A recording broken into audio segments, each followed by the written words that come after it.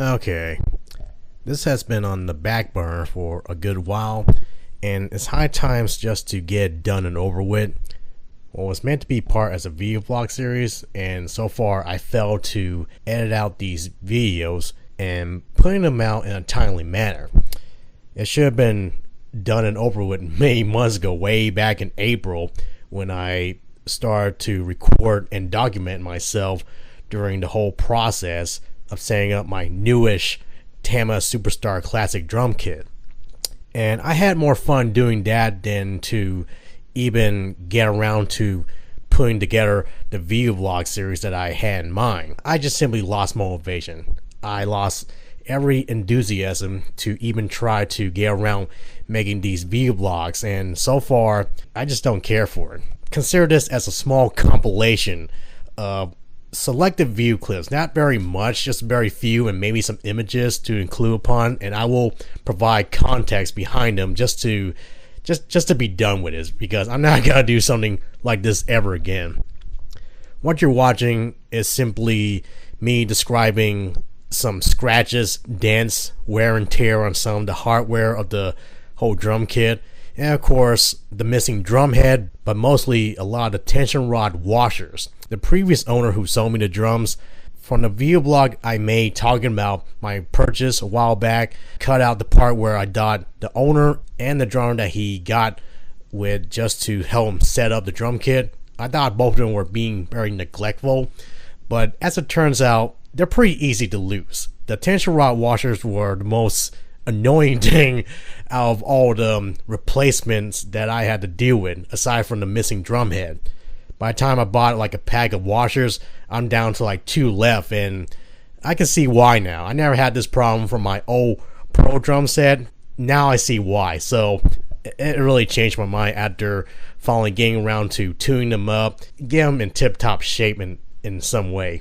The next clip that you're watching right now is where I place my old drum kit, and yeah, it looks very hazardous and not very safe, because it was the only spot that was convenient for me to put somewhere, to make room for my Tama drum set. And as you can tell, placing my Pro drum kit on the tote boxes, it was very unsafe. It looked stable, but it looked like it was gonna tip over, so it was the only convenient spot that I can find at the time. I mean, my storage unit is pretty damn cramped up at this point. The next clip that you're watching is the latest one since the second week of July, I believe, when I record this. As you can tell, I bought drum bags for my old drum kit. Unfortunately, the one rack tom does not have one. Long story short, I was looking for a complete 5-piece bag set, but my bass drum, which is a 16 by 22, as you can tell, is already backed up.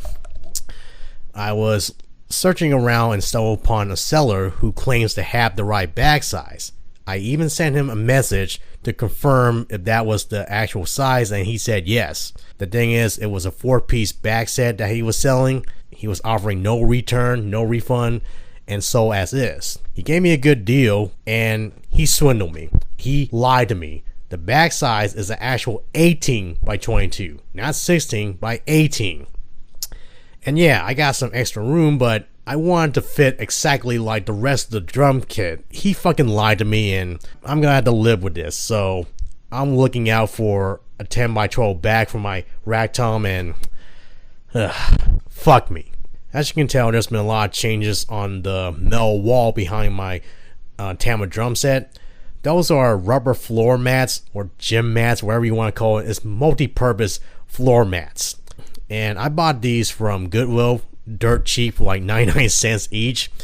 And what was meant to be as an extra layer of thick sound wall, because I was going to invest on buying actual professional recording sound walls that you see from recording studios, but turns out they work well by themselves. Reason why, because my bandmates finally got around to jam out, and me and Chris, the guitarist, were able to hear our bassist, Steve, his bass guitar amp really well. A lot of times when playing in the storage unit, we lose a lot of sound and play so damn loud that the drums and the guitar overpower the bass, but me and Chris were able to hear him very well.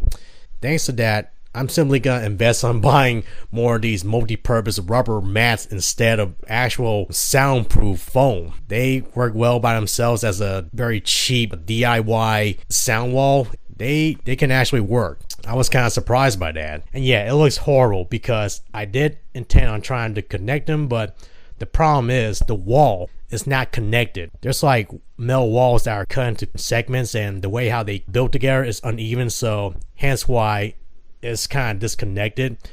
And plus, I'm using magnetic strips. It came from magnetic media that was discarded from my work, and I decided to bring it home with me just in case. And they are working out fine for magnetic strips that I super glue on the back of the floor mats and just stuck it up to the wall. Although I had to make sure it's very placed specifically because the uneven metal wall. So yeah, that's why it looks like shit.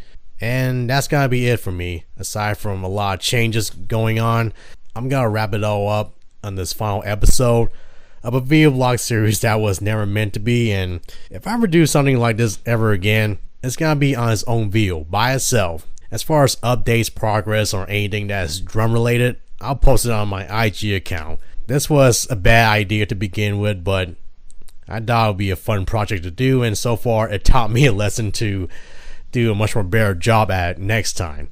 So I'm glad to get it over with and just get it out of the way. I also had my own little accident too, which I'll show you next. There was a rock got thrown onto my windshield, which I didn't notice until later on. I noticed there was a crack that wasn't there, so yeah.